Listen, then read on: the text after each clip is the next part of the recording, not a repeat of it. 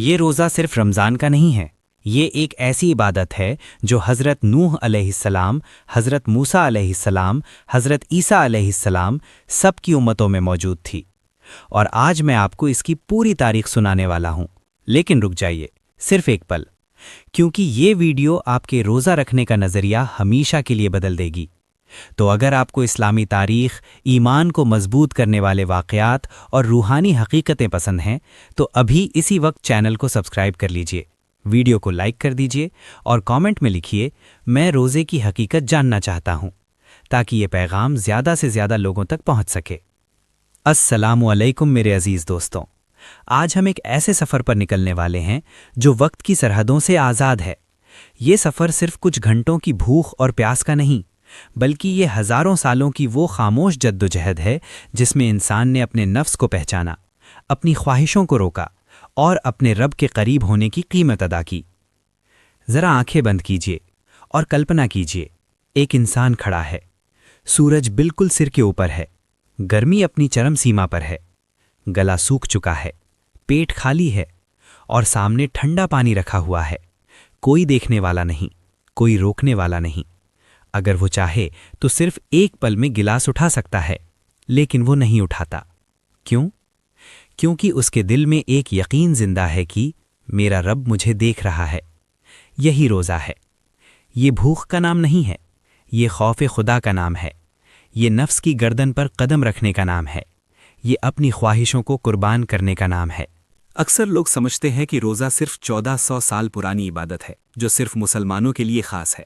लेकिन अगर हम इतिहास की गहराई में झांकें तो हमें मालूम होता है कि रोज़ा इंसान की रचना की शुरुआत से ही जुड़ा हुआ है। ये सिर्फ एक धार्मिक रस्म नहीं, बल्कि इंसान की फितरत का हिस्सा है। और इस सफ़र की शुरुआत जन्नत से होती है, वो जन्नत जहाँ ना भूख थी, ना प्यास, ना बीमारी, ना थकान, हर नेमत मौजूद थी। अल्लाह ने हज़रत आदम अलैहिस्सलाम को पूरी आज़ादी दी थी कि खाओ पियो, जहाँ चाहो रहो, सब कुछ तुम्हारे लिए हलाल है। लेकिन इसी आज़ादी के बीच अल्लाह ने एक हद तय कर दी, एक पेड़, और फरमाया कि इसके करीब मत जाना। अब सवाल उठता है कि जब जन्नत में भूख ही नहीं थी तो रोकने का मतलब क्या था? तो असल राज यही है कि रोज़ा ज़रूरत छोड़ने का नाम नहीं, बल्कि ख्वाहिश छोड़ने का नाम है। वो पेड़ रोज़े की पहली निशानी था। सब कुछ हलाल था, मगर एक चीज़ मना थी। ये इंसान के इरादे की परीक्षा थी कि क्या वो अपने रब के हुक्म के सामने झुक सकता है। फिर वो पल आया जब वसवसा हावी हुआ, गलती हुई, जन्नत की राहत छिन गई और इंसान ज़मीन पर आ गया। ज़मीन जहाँ मेहनत थी, थकान थी, भूख थी, प्यास थी और सबसे बढ़कर पछतावा था। ज़मीन पर उतरकर इंसान ने पहली बार भूख की शिद्दत महसूस की, पहली बार प्यास ने गला जलाया और पहली बार तन्हाई ने दिल तोड़ा। और यही वो जगह थी जहां तौबा का दरवाज़ा खुला। रिवायतों में आता है कि हज़रत आदम अलैहिस्सलाम ने अपने रब की रज़ा के लिए कुछ खास दिनों में रोज़े रखे, चांद की 13, 14 और 15 तारीख, जिन्हें बाद में अय्याम बीज़ कहा गया। जब वो रोज़ा रखते तो उनके दिल में नूर बढ़ता, यानी शरीर कमज़ोर होता लेकिन रूह ताकतवर हो जाती। ये इंसानियत के लिए पहला रूहानी सबक था कि भूख सज़ा नहीं बल्कि तरबियत है, और प्यास तकलीफ़ नहीं बल्कि पाकीज़गी है। वक्त गुजरता गया, कौमें बनती गईं, लेकिन रोज़े की रूह बाकी रही।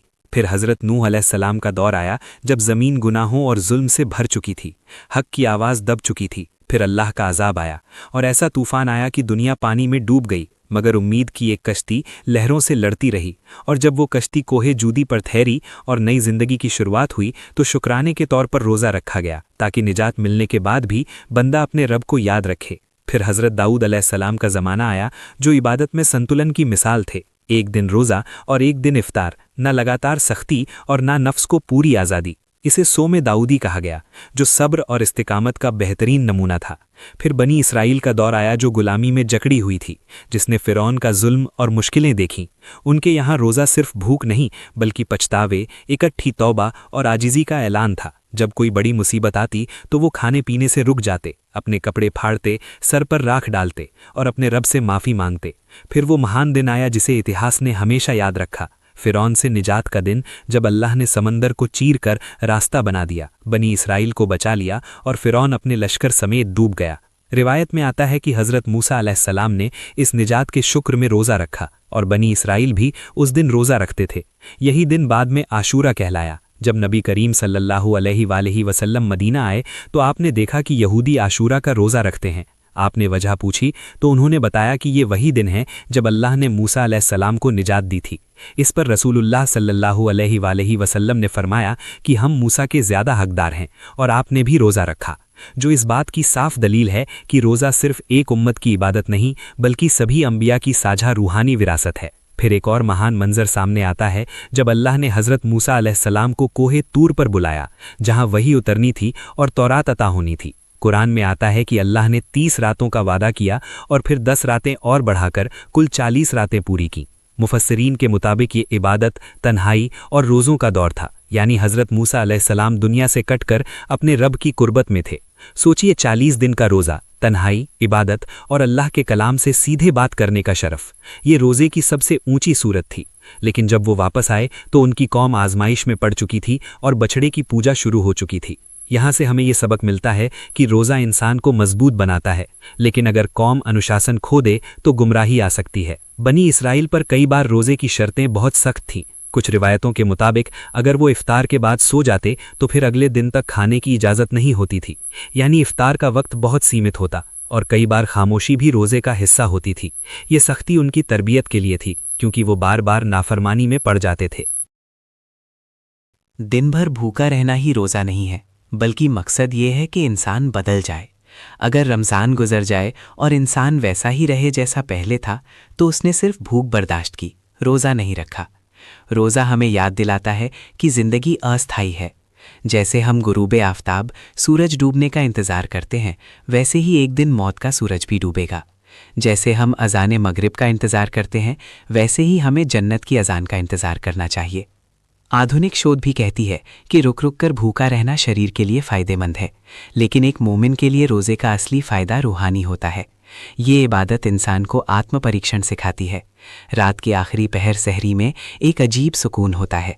खामोशी, दुआ, इस्तिग़फ़ार और इफ्तार के वक्त वो ख़ास लम्हा जब दुआ कबूल होती है, क्योंकि रोज़ेदार की दुआ रद्द नहीं होती। फिर आता है आखिरी अशरा, एतिकाफ़। दुनिया से किनारा करके मस्जिद के एक कोने में बैठकर इंसान अपने दिल को टटोलता है, अपनी रूह को साफ करता है, शब कद्र की तलाश में रातें जागता है, वो रात जो 1000 महीनों से बेहतर है। और यही रोज़ा है, एक मुकम्मल तरबियती व्यवस्था। आँखों का रोज़ा, ज़ुबान का रोज़ा, दिल का रोज़ा, ख़यालों का रोज़ा, क्योंकि अगर ये सब शामिल ना हो तो सिर्फ भूखा रहना अधूरा है। ऐ अल्लाह, हमें ऐसा रोज़ा अता फरमा जिसमें सिर्फ भूख और प्यास ना हो बल्कि तकवा हो। हमारे दिलों को पाक कर दे, हमारे नफ्स को काबू में कर दे, हमें सब्र दे, इखलास दे, इस्तिकामत दे। हमें ऐसा बना दे कि जब हम तन्हाई में हों तब भी तेरे हुक्म की पाबंदी करें। हमारी इबादतों को कबूल फरमा और हमें अपनी रज़ा नसीब कर। आमीन या रब्बुल आलमीन।